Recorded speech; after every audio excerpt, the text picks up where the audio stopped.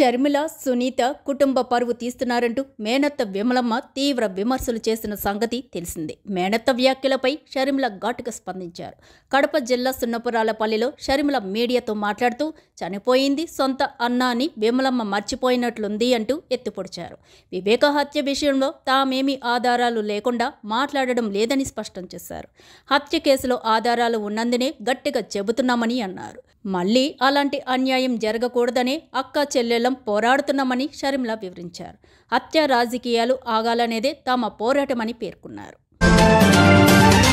హైదరాబాద్ లోక్సభ నియోజకవర్గం పరిధిలో బోగస్ ఓట్లు ఉన్నాయన్న బీజేపీ అభ్యర్థి కొంపెల్ల మాధవీలత ఆరోపణలపై మజ్లిస్ పార్టీ అధినేత ఎంపీ అసదుద్దీన్ ఓవైసీ స్పందించారు.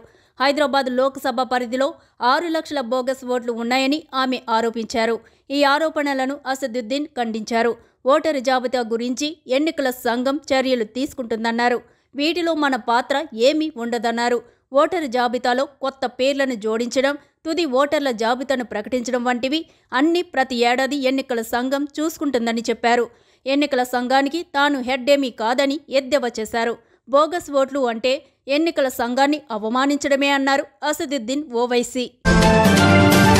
బాలయ్య అంటే ముక్కుసూటి తత్వం, బాలయ్య అంటే టెంపర్, బాలయ్య అంటే టెర్రర్. తేడా వస్తే ఆయన చేతితోని సమాధానం చెప్తారు. ఇది బయట ఉన్న టాక్. అయితే సినిమా వాళ్ళు మాత్రం ఆయన మనసు వెన్నని చెబుతుంటారు. చిన్నపిల్లాడి మనస్తత్వం అని తమతో ఎంతో బాగుంటారని చెప్పడం చాలాసార్లు విన్నాం. కానీ వాళ్ళు చెప్పే మాటలకు బాలయ్య బయట ప్రవర్తనకు పొంతన ఉండదు. ఇప్పటికే చాలాసార్లు తమ అభిమానులపై చేయి చేసుకున్నారు. కొట్టడం బాలయ్యకు, కొట్టించుకోవడం ఆయన ఫ్యాన్స్కు అలవాటైపోయినట్లుంది. ఇలాంటి ఘటనలు అడపా దడపా జరుగుతూనే ఉంటాయి.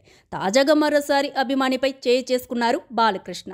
కదిరిలో బాలకృష్ణతో సెల్ఫీ కోసం ఫ్యాన్స్ ప్రయత్నించారు. ఒక్కసారిగా గుంపుగా వచ్చి నెట్టుకోవడంతో బాలయ్య ఆగ్రహానికి గురయ్యారు. ఆగ్రహంతో అభిమానిని మోచేతితో కొట్టారు. ప్రజెంట్ ఈ వీడియో నెట్టింట వైరల్గా మారింది.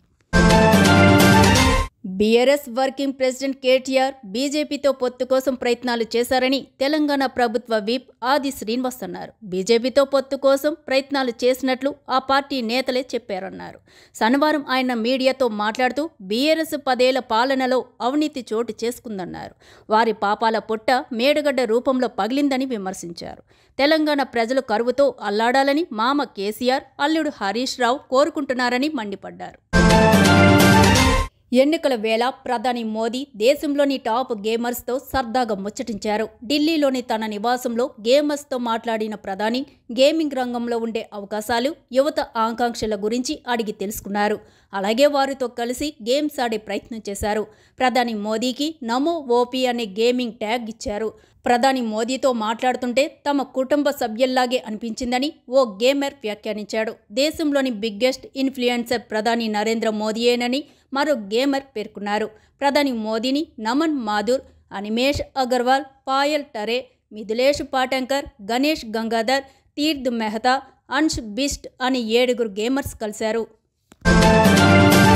ఉత్తరప్రదేశ్లో అధికారంలో ఉన్న యోగి ఆదిత్యనాథ్ సర్కార్ మరో సంచలన నిర్ణయం తీసుకుంది. వారణాసిలోని కాశీ విశ్వనాథ్ ఆలయంలో విధులు నిర్వర్తించే పోలీసుల దుస్తులను మార్చేస్తుంది.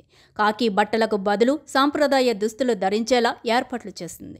కాషాయం, ఎరుపు రంగు వస్త్రాలు ధరించి అందరినీ ఆశ్చర్యపరిచారు. మెడలో కండువాలు, రుద్రాక్షలు. వారిని చూస్తే అసలు పోలీసులులాగా కాకుండా పూజారులాగా రెడీ అయ్యారు.